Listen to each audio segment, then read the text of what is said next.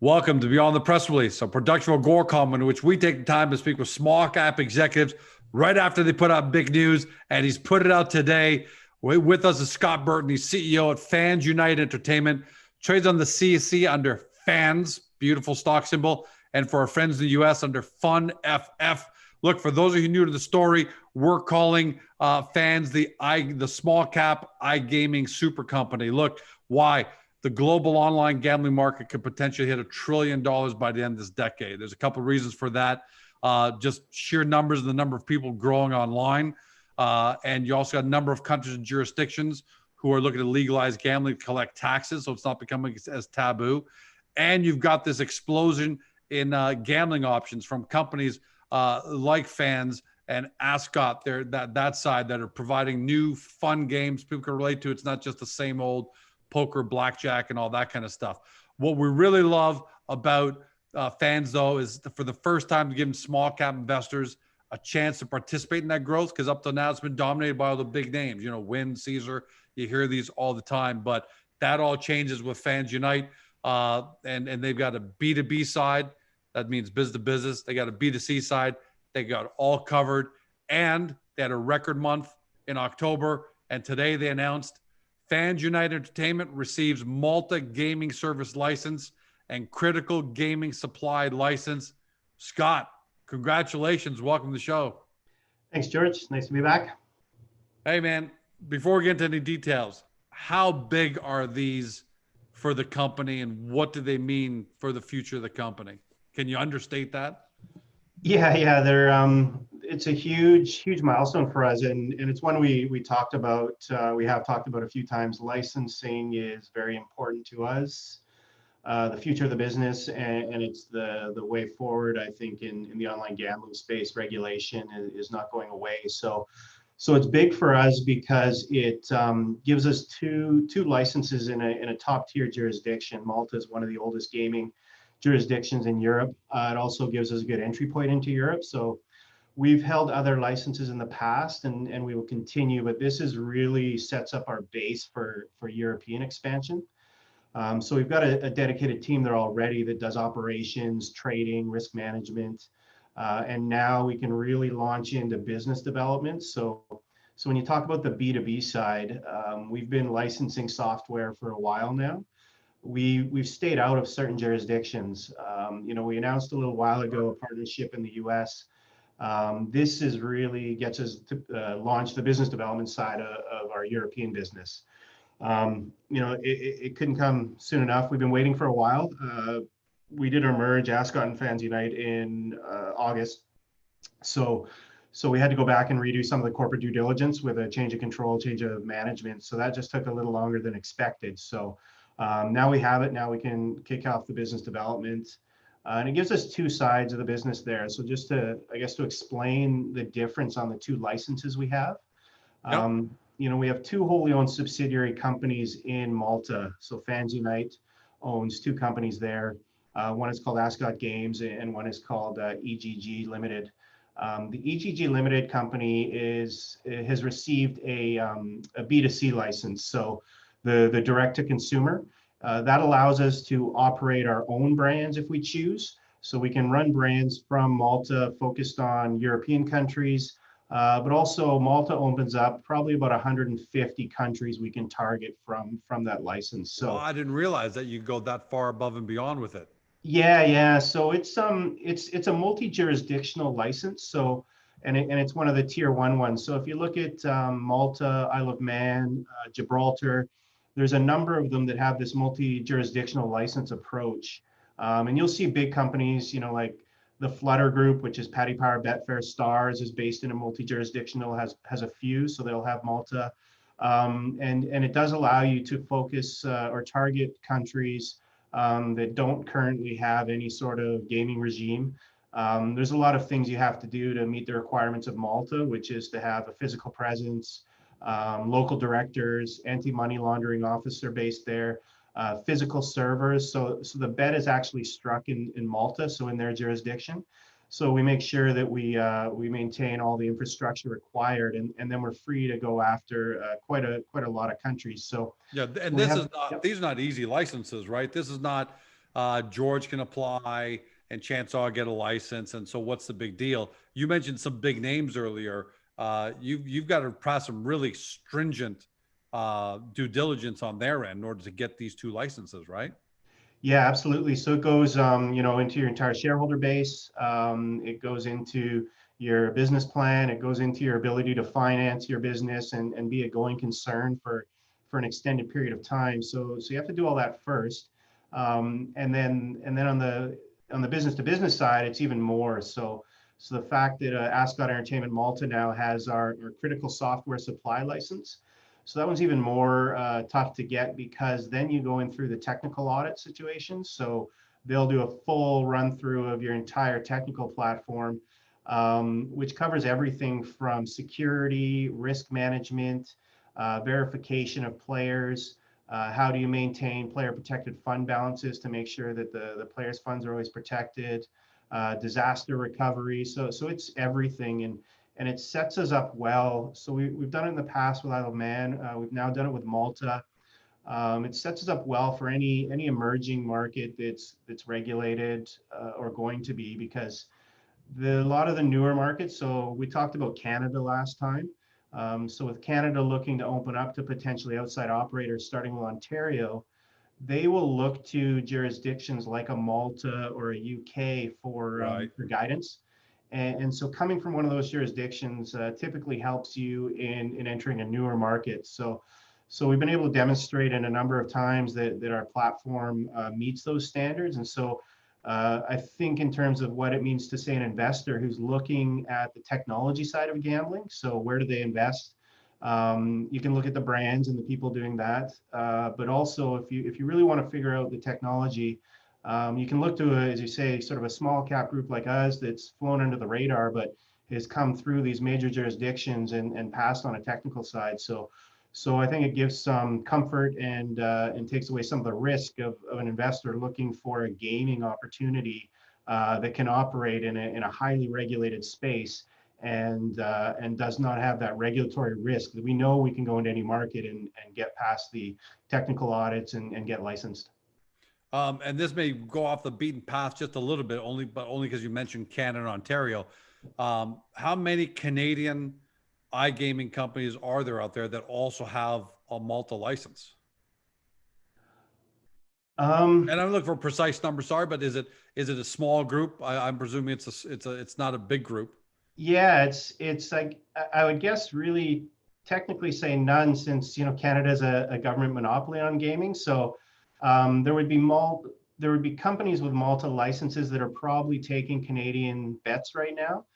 We wouldn't be one of them because we are waiting for Canada to open up and we want to come in through the proper regulatory channels. So of anyone I can think of, I can't really think of a Canadian one right now that has Malta licenses like we do. Which should give you an advantage, right? When you sit down and Yeah, talk with the Canadian and provincial authorities to say, look, we're located here, we're a Canadian company, we've never taken bets from Canadians, we've got our Malta license. That really gives you guys a strong. I know we're going to talk about Europe in a second, but because you open that door, it's going to give you guys a strong foothold here. Am I overstating that? no, I mean that's what we believe, and we've had very good feedback and response from our early discussions in Canada. So we've been in the gaming space now for 8 years, always based in Canada, but we've never had Canadian conversations till probably the last 6 months. And I'm happy with the approach we always took, which was to stay out of North America. Which And wasn't hope to easy, right? Because there's easy yeah. money there when you probably need it most. When you're going through growth, but the fact that you guys, went around that temptation is says a lot about you guys and your forward thinking. Yeah, we strongly believe that regulation is the way to go, and following the rules is ultimately the way to go. It's also especially, I think, true when we were on a path. If you look to some of our large investors and our early investors are pretty high up executives with major gaming companies and major publicly traded gaming companies. So they wouldn't associate themselves with a company that's operating in the black or extremely gray markets. So we've always made that commitment to our investors and our shareholders that we're going to take that path always towards regulation and following those rules and be poised to take advantage of markets as they open up. So that's really what we've been doing. My favorite question is that I wanted to ask you is the excerpt I took out from the press release, and I'm going to read it. It says, FansUnite will immediately commence extensive biz development, I was going to say biz dev to promote iGaming and sports betting services to both end consumers and online casino and sportsbook operators in Europe. I like that. Immediately commencing extensive biz dev. What does that look like? Where are your priorities? B2B, B2C? What kind of things you guys be doing in terms of picking up the phone and saying, hey, we got the license, let's talk? Yeah, so I would put it all really on a B2B angle, but we can leverage the B2C license for some of that. And the reason we wanted the B2C license is there are groups that want to be in the gaming space, but don't want to get licensed themselves, and don't want to do that extra work or have the cost of maintaining that infrastructure, the added risk to the business. So what we can do with a B2C license is white label our platform.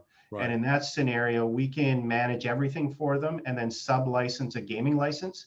So they can effectively be a gambling brand, but not have any of that, the stuff they need for the infrastructure for it. So that's what the B2C license allows us to do, is run white label brands. So they'll be using our platform. So it's still, in my mind, a B2B angle. Where the separation there is, and the distinction in a jurisdiction like Malta, is the B2B for them is our critical software supply license. And the way they look at that is that's where we're partnering with a licensed operator. So there's somebody out there who has their own operating license. And this is really to come at it mostly from an esports angle, is if they want to plug in an esports betting platform to their existing sportsbook or casino, they can just take a software agreement from us, and then we don't take on any of the licensing issues. We don't take on the payments. We don't take on the KYC. Right. They do all that. So the B2C, so I'd say, yeah, our business development is going to be around B2B. In some cases, we may sub-license a license. In some cases, we won't. You've already been setting, record numbers with what you did in October. Without getting to specifics, not asking for projections, but what kind of impact do you think these two Malta licenses will have on the company's top line in 2021?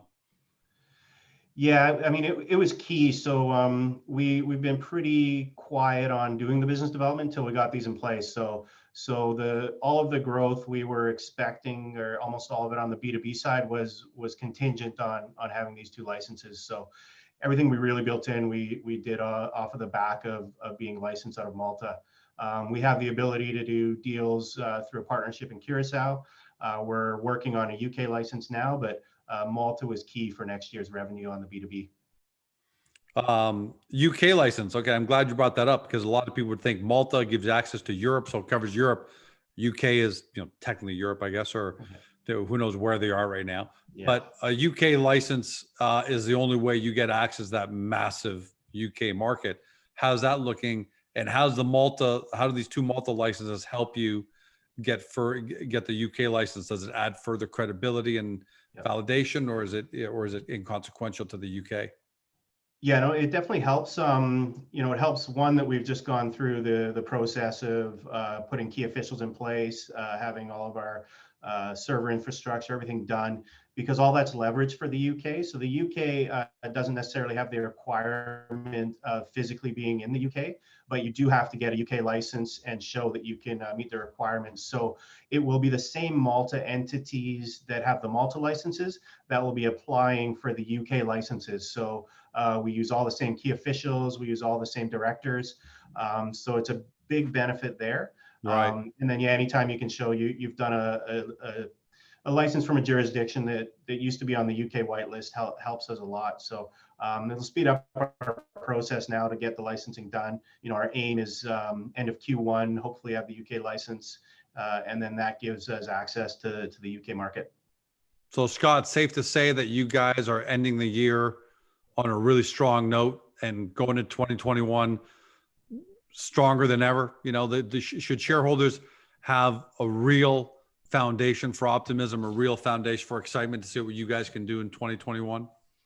Yeah, I think so. I mean, in my mind, this was the last piece we needed. I mean, we merged in August, and we've done a lot in those short months, and hit, I think, every milestone and thing we were talking to do. So this was really the last one to set us up. So there's nothing, I would say, holding us back from 2021 plans now.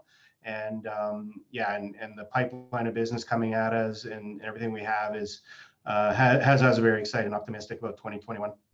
Scott, congratulations, man. I know this is a big thing. I know Malta's big, and now shareholders at home know how big it is and how important it is. I mean, 150 opens up 150 jurisdictions. Even I didn't know that. So thanks for telling us that. And looking forward to having you back again. I'm not sure if you'll be back in 2020. You guys are advancing pretty quickly, so I won't quite say, happy year end or anything like that. And hopefully we'll have you back before the year end. Yeah, there's a good chance. You've been watching, and that's a great little segue. All right, so we're gonna have Scotty back. You've been watching, or you've been listening by podcast through Spotify, Apple, or Google to Scott Burton. He's CEO of FansUnite Entertainment, trades on the CSE under Fans, and for our friends in the US under Fun FF. You've heard what he had to say. If you want to do some more due diligence, which you absolutely should be, because the iGaming, that's the world of online gambling, sports bet, casino, plus all those really fun games that fans are creating. Really amazing games. We featured them on Agorm a couple of times. Means that they're poised for great growth because they're building product for the new digital customers out there, and even for guys like me. I think that's fantastic. So do your due diligence. Get over to Agorcom. Read the profile page for fans, so you can get everything neatly summarized there for you. Then head over to their website, do some more due diligence, and hopefully you discover your next great small cap company. We know we have. We really like what fans are doing. We love the B2B side. We love the B2C side, and they got great leadership. This isn't George and a couple of guys getting together saying, hey, why don't we try and take advantage of some opportunity in the market? You've heard what Scott said about their history in Canada and how they avoid that temptation. So do your due diligence. Don't say we didn't tell you so. Have a great day. Talk to you soon.